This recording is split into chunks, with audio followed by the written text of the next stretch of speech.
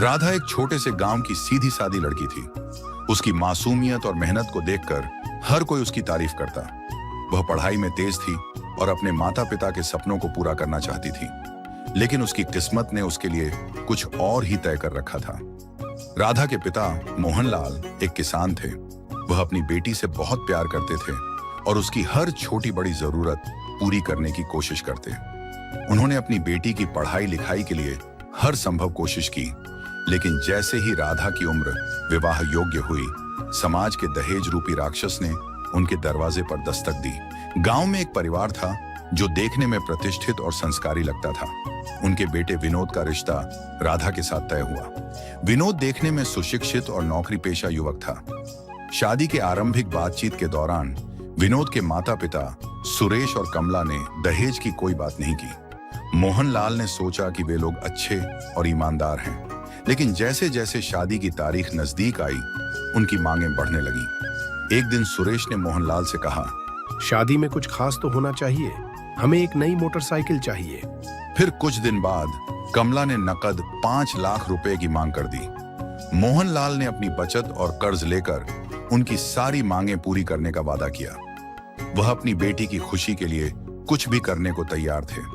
शादी बड़े धूमधाम से हुई, लेकिन राधा के जीवन में अंधेरा छाने लगा। शादी के बाद ससुराल वालों का असली चेहरा सामने आया। सुरेश और कमला, जो पहले बहुत मधुर थे, अब लालची और कठोर हो गए थे।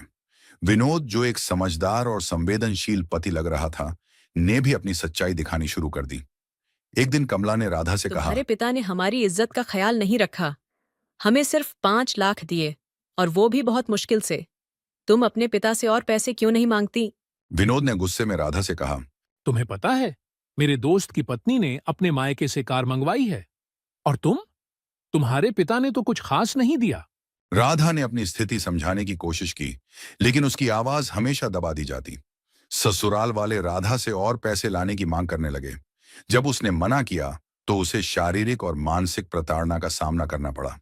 कमला उसे ताने देती, अगर तुम्हारे पिता ने हमें खुश नहीं किया तो तुम यहाँ कैसे खुश रहोगी?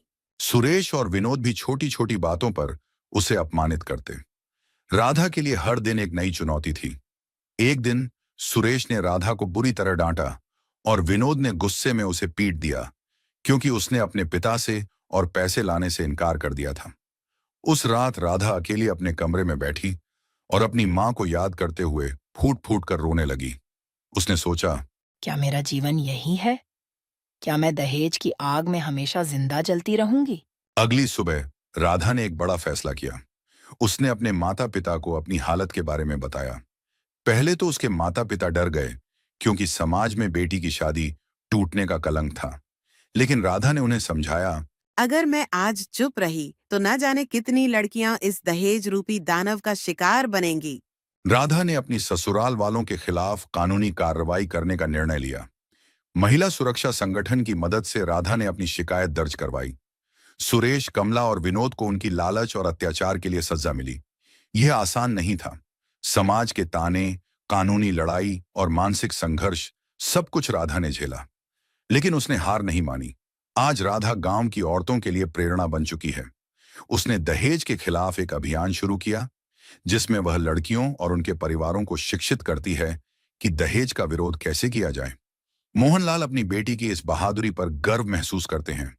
कहानी की सीख, दहेज एक सामाजिक अभिशाप है। इसे रोकने के लिए हमें साहस दिखाना होगा और एकजुट होकर इस कुप्रथा के खिलाफ लड़ना होगा।